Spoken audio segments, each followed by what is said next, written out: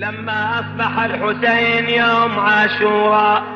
the morning of Ashura, after Imam al-Hussein awakened and prayed morning prayer with his companions, he stood and began to give a sermon, thanking God and praising Him.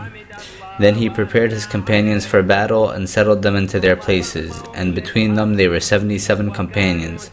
Some were foot soldiers and others were horsemen.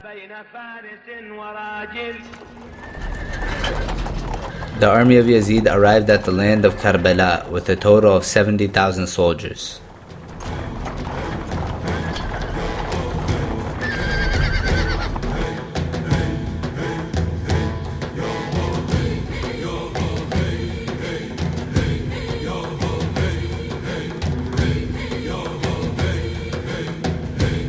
Then Ali al-Akbar entered the battlefield, saying, I am Ali, son of Hussein, son of Ali.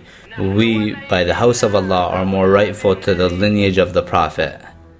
Then Al-Qasim, son of Imam al-Hasan, entered the battlefield after his uncle Imam Hussein gave him permission to enter and fight. After fighting bravely, he cut his slipper and bent down to fix it. Then he was ambushed from behind and hit on his head and killed. With his final breaths, he called for his uncle Imam Hussein and Imam al-Abbas, and they rushed to him and returned him to the camp, placing his body between the bodies of his brothers who were killed before him. Then Imam al-Hussein and Imam al-Abbas alayhim salam charged into the battlefield, resembling the entrance of Imam Ali alayhi salam, and killed many enemies. After hearing the thirst screams of the children, al-Abbas alayhi salam asked for permission to retrieve water for the children that are surrounding him. And he entered the battlefield with the permission of his master Al-Hussein alayhi salam, and cut through an army of 4,000 horsemen that stood between him and the Euphrates River. After he reached the Euphrates River and filled his container with water, they blocked the path of Al-Abbas alayhi salam, and he cut through them, splitting the army into two, saying, I do not fear death if death has come to me, and I will not stop until I achieve my goal, or I will be left dead on the battlefield. Then they charged at him and surrounded him from all sides, and he was struck on the back of the head with a pole and fell. Then Imam al-Hussein called upon his family to bring him his infant Abdullah al-Radhiya, and he was only 6 months old.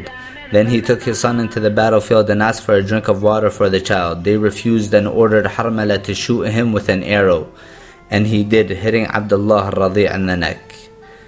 Then Imam al-Hussein was left alone and entered the battlefield and fought bravely, killing many enemies until he was surrounded and too exhausted to carry on from the thirst.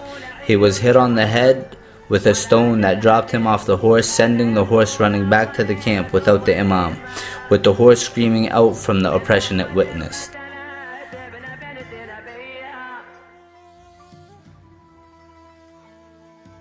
Then Abdullah, the son of Imam al-Hasan alayhi salam, ran out to his uncle, and Lady Zainab could not stop him in time, and he was surrounded by the enemy's horsemen. Then he reached his uncle and was killed in his uncle's arms. Then the army surrounded Imam al-Hussein and started hitting him with spears and swords, killing him.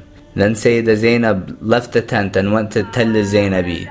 Seeing the state of Imam al-Hussein alayhi salam, they rushed to him, surrounding him and holding him close. After the Imam and all the companions were killed, the enemies did not stop there, and they attacked the tents of Al-Hussein alayhi salam, who only had the women and children who could not defend themselves, and they set them on fire.